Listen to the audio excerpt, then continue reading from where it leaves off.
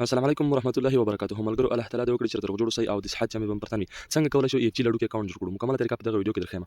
مخکې له ویډیو شروع کولو څخه که زموږ چینل مو نه سبسکرایب کړئ ځان ته نه کیږي آل انتخاب کړئ تر څو زموږ نوي ویډیو ټول مخکې تر تاسو ورسیږي. او ملګرو مخکې له لډو اکاونټ جوړولو څخه سټیکینګ اپلیکیشن کې تاسو ته یو پروجیکټ ټاسک درخم چې تاسو هیڅ اړتیا نه لرئ چې لیډر څخه یا کوم چا څخه پوښتنه وکړئ چې په سیستم کې کوم کار روان ده. تاسو بخپله په سیستم کې ګورئ چې کوم کار روان ده او څه تر سره کیږي.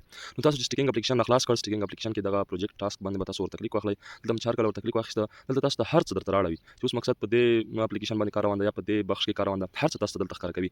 اوس فی الحال دغه چې دی لډو گیم ټاسک دا کمپلیټ شوی ده، دغه یوټیوب ټاسک چې دغه سلو شوی دغه بيخي برابر شوی ده، او دغه KYC هم دا سلوټ دغه هم بيخي برابر شوی ده. اوس فی الحال دغه چې دغه پوره شوی دي او دغه پینډینګ دغه شپږ د ټسکونه دي، دغه ټسکونه شرطونه چې دي دې ټسکونه تاسو کولای شئ چې هر کله فعال شو دی والټ ډاونلوډول باید 50000 ته ورسیږي. هم دغه سي د نور شپږ وړ اپلیکیشن څومره اپلیکیشن چې دي ټول 15 وړ وبخي د ټول ډاونلوډ باید 50000 ته ورسیږي. نو تاسو ټول ته دغه ټسکونه بیا کمپلیټ شي، تقریبا 10 پوینټونه کیږي، هر یو باندې 15 پوینټونه درکوي چې 10 پوینټونه دی ټول پوینټونه کیږي.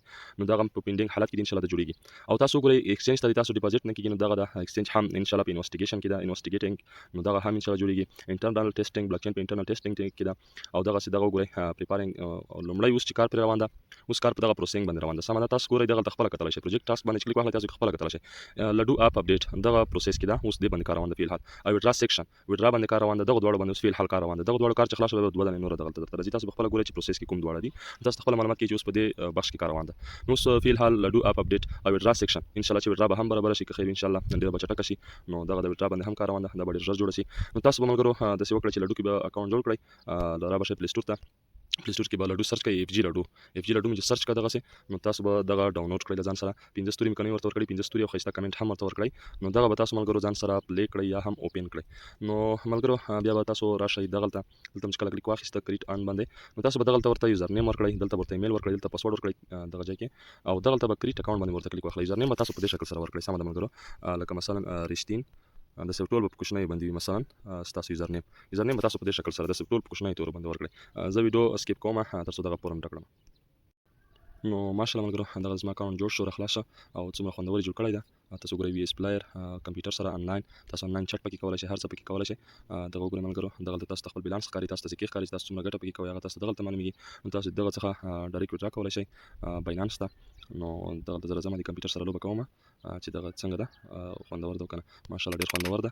نو اوس په الحال تاسو په اپلیکیشن کې ولیدو، په اپلیکیشن کې اوس اپډیټ هم پکې روان ده، نور هم خوندور کیږي ان شاء الله چې راتلونکي کې نور اپډیټونه کې نور هم خوندور شي. او بل د خوشخبری خبر ملګرو چې یو بل گیم هم روان ده او یو شطرنج په نامه باندې، او هغه ماینر چې تاسو ته په لایف کې تاسو موږ تاسو سره وعده کړی و چې زه به ماینر تاسو ته فالو کوم، تاسو به ماینر کې راي کوئ. نو تاسو به بیټکوین ماین کولای شئ او BNB به ماین کولای شئ. دغه نور کوینه مثال په ډول باندې BNB ماینینګ فکر کوم نشته، خو بیټکوین به تاسو ماینینګ کولای شئ. نو هغه به تاسو به کې راکوي، د هغه اپلیکیشن هم راځي. نو موږ تاسو په الحال اوس څلور 15 اپلیکیشن لرو، دوه د نور هم راځي چې تقریبا 9 د اپلیکیشن نه بشي. نو دغه تاسو ته سره اوس هم ورکوي ما خلک ګرو دا وته لډو اکاونټ جوړول طریقه تر بل وړي مخ ته جزره کړی دی. الله په امان.